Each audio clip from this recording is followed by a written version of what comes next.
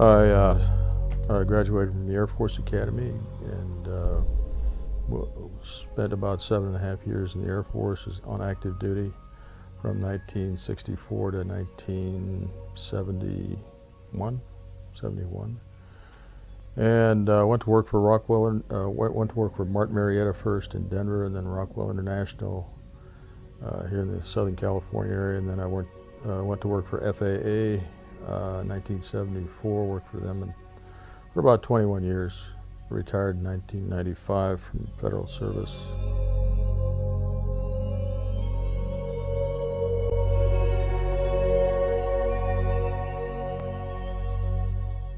Well, I was an air traffic control, basically air traffic controller was, we called it ground control intercept controller, and I was then I was a missile launch officer, and then after that I was an engineer on the Titan III propulsion system out of SAMSO, or Los Angeles Air Force Station. And when I resigned from the Air Force in 1971, that's where I was located, at Los Angeles Air Force Station. The event, the incident, I guess I call it, happened on the morning of March 16th, 1967.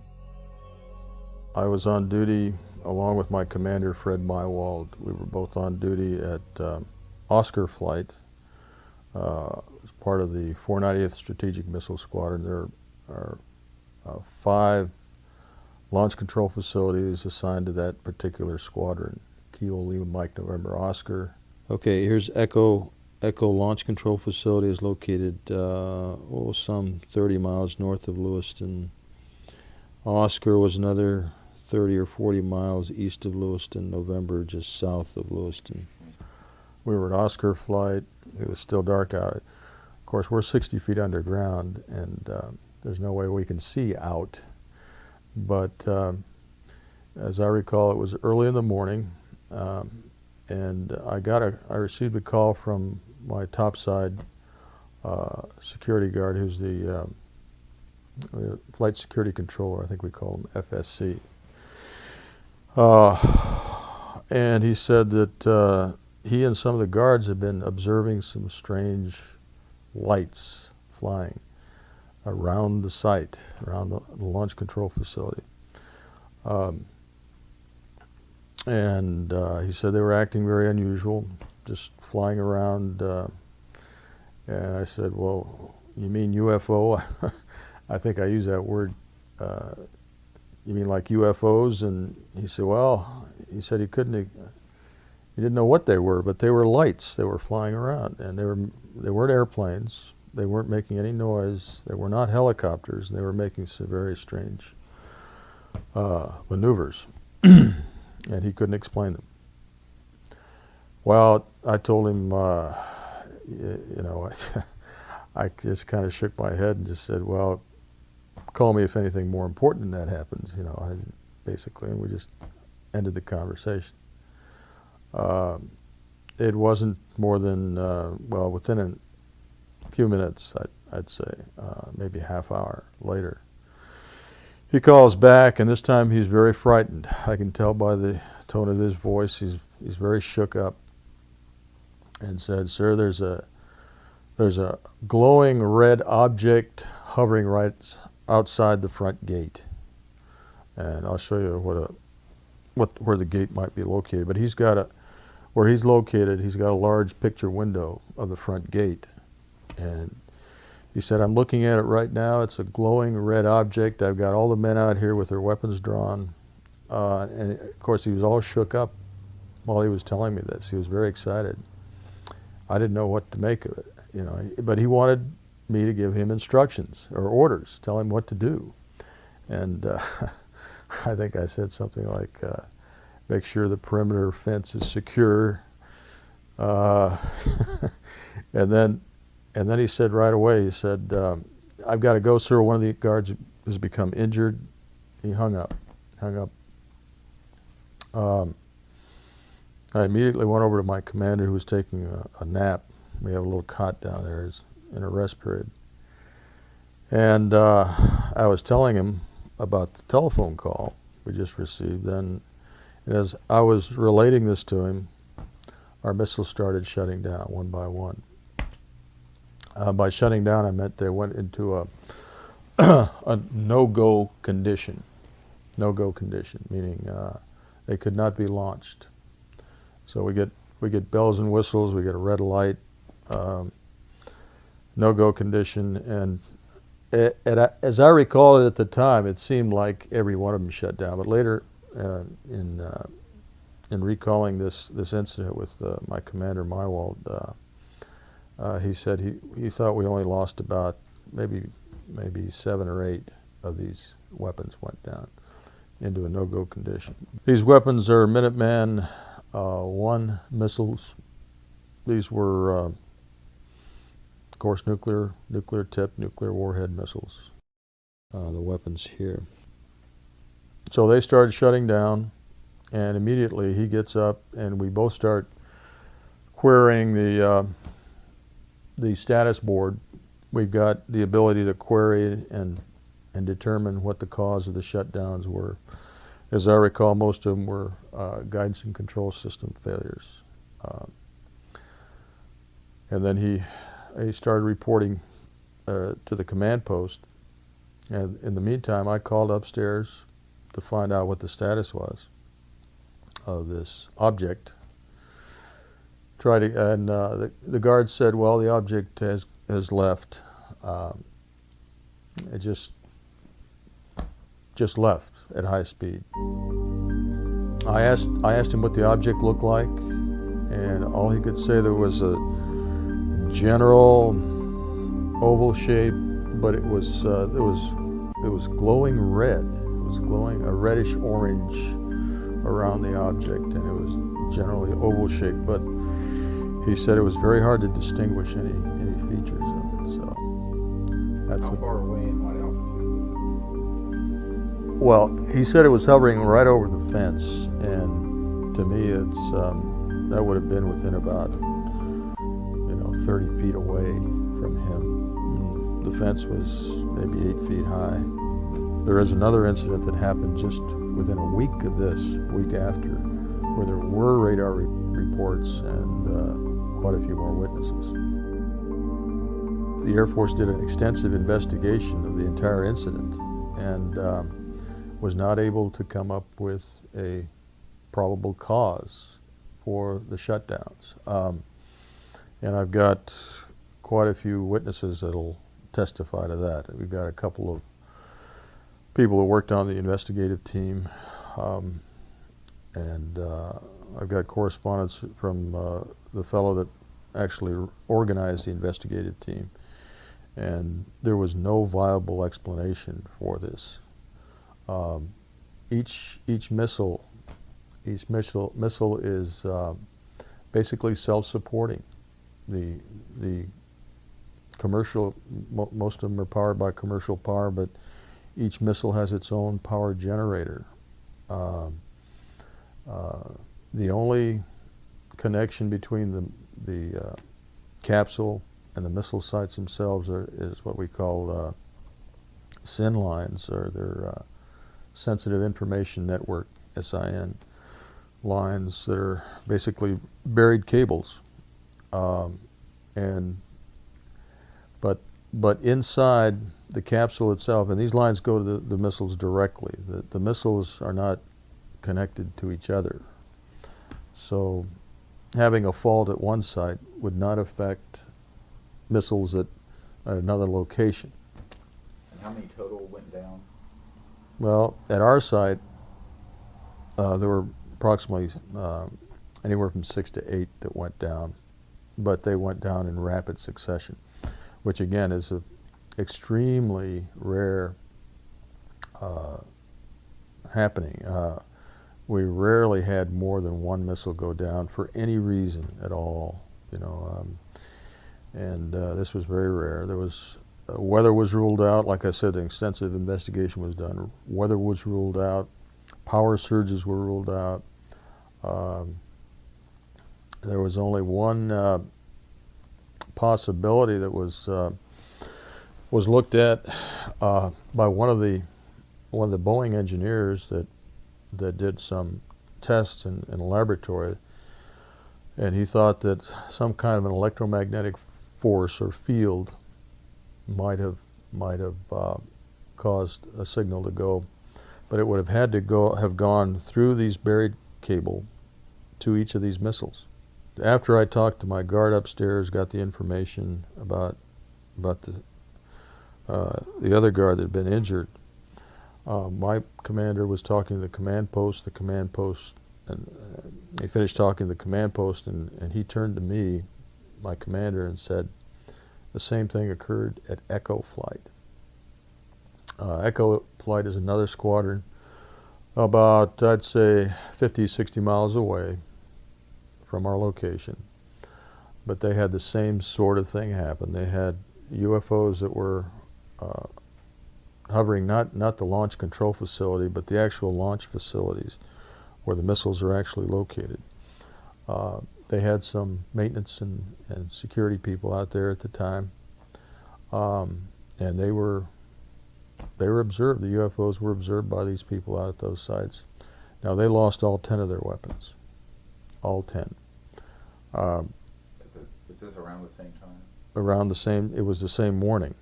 So that morning, we lost anywhere from, 16 to 18 ICBMs.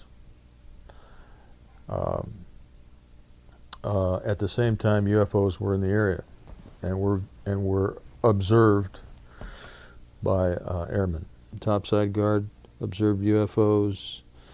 At the time, we lost our missile systems. It also talks about the security team that I had sent out to check the security infractions.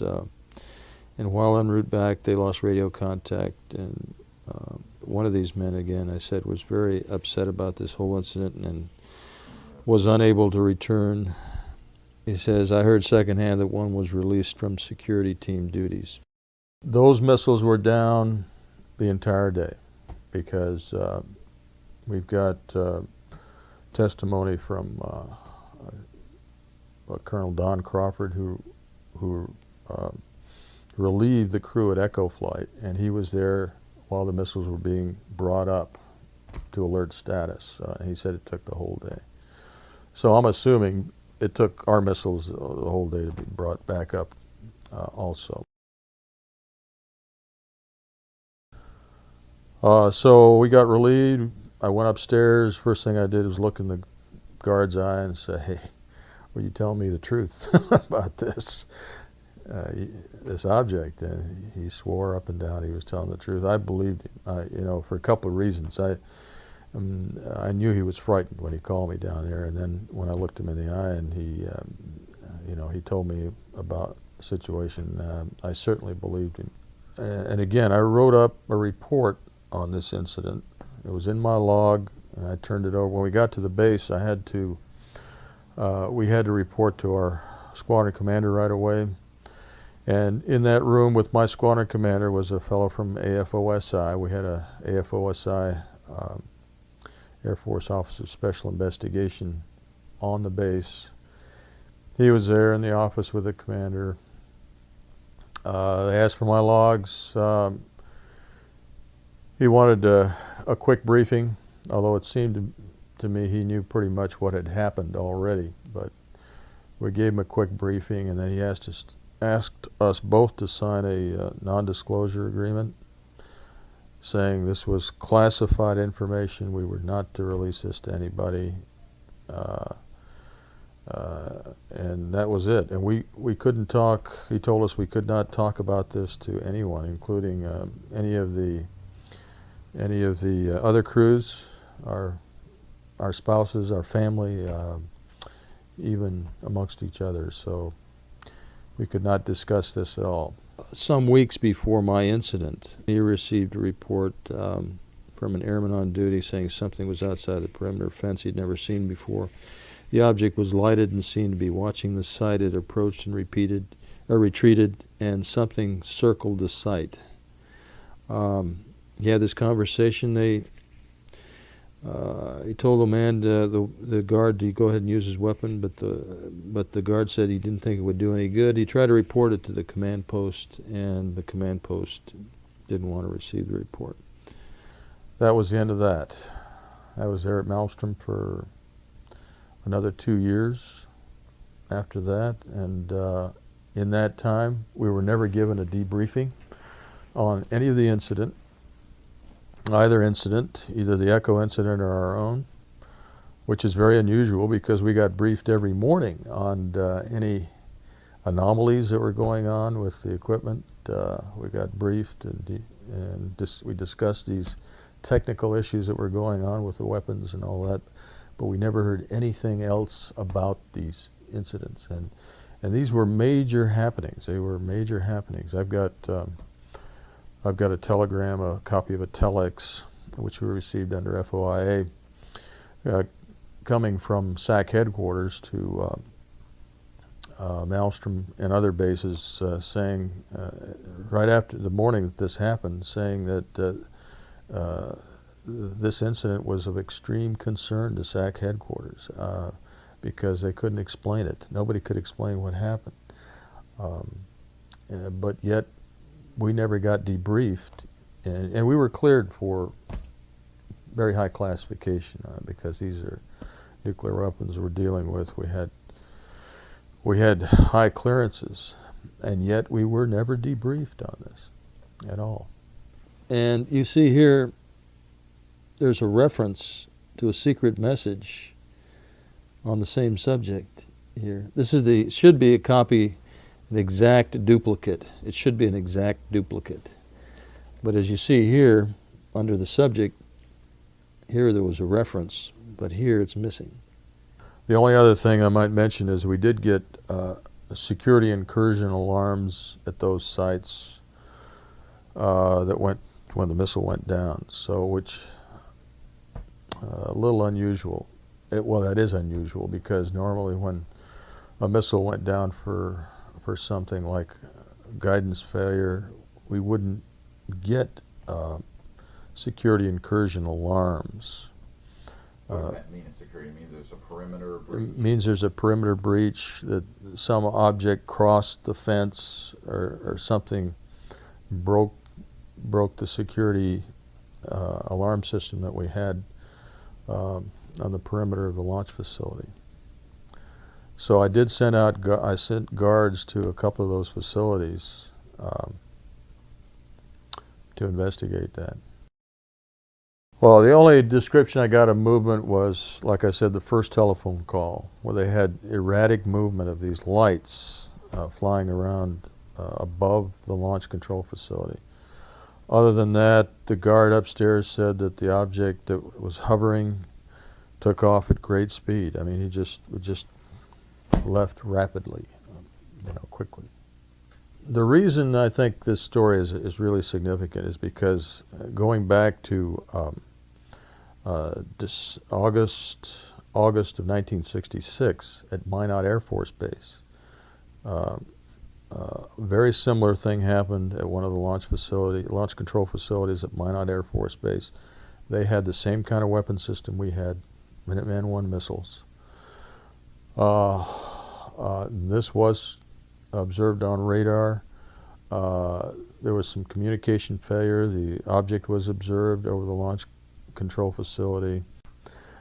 So, and that happened in August 1966, and that's documented, well documented, that incident. About a week prior to my incident of March of '67, I've got a record of it from the crew commander. Got a call from one of his security guards who was out roaming, looking at the launch facilities, and saw an object very similar to what I just described over a launch facility. He reported it in.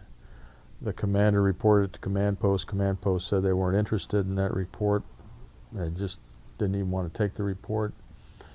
And that happened about a week before ours happened. About a week to 10 days after our incident, There's a very well documented incident that happened at Malmstrom Air Force Base. And in this case, well, near Malmstrom Air Force Base, and again, this was another one that was tracked by radar. It was observed at close range, relatively close range, by a truck driver and highway patrolman. And there's extensive report on that. And the Air Force did an investigation, and there's an extensive report on the Air Force investigation of this sighting, this UFO sighting, because it flew around the base, near the base, and very, very close to the base. Like I said, it was seen by a truck driver and a highway patrolman. And this incident was reported back to headquarters. There's correspondence going back and forth, and I've got some of that. So this is a whole series of things that happened having to do with the same kind of weapon system, the Minuteman missile. The reports that were made to me by my guards were official reports. These were not these were not jokes. They were not meant to be anything but official reports, because we were dealing with weapons, strategic weapons, during the Cold War, during the Vietnam War. They were very professional, these guards, and they were not about to be joking about weapons being, when we had weapons down, about what they were seeing. So these were not rumors, they were official reports. So if they were recanted for any reason, these men should have been court-martialed for giving false reports or false information during a very sensitive incident. And none of that happened.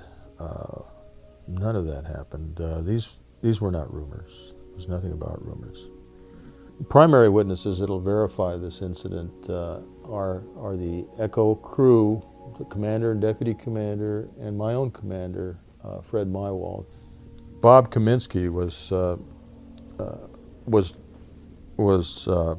headed up the organization team that organized the investigative team to look at all aspects of these shutdowns.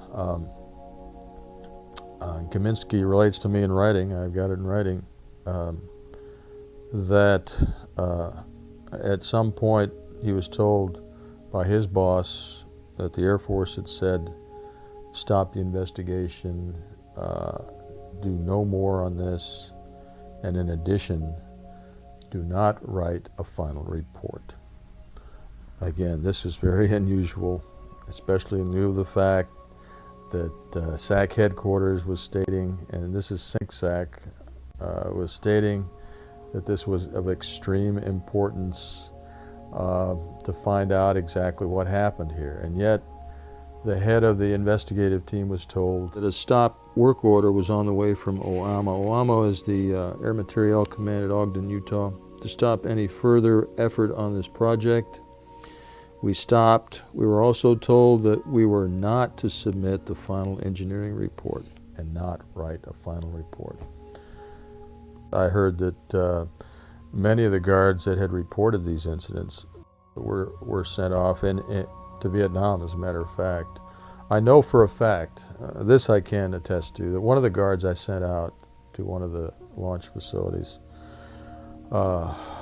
again observed an object and came back and was too shook up, was very shaken by the experience, and was taken off guard duty from then on. He was sent somewhere else. He was just too shaken by the experience.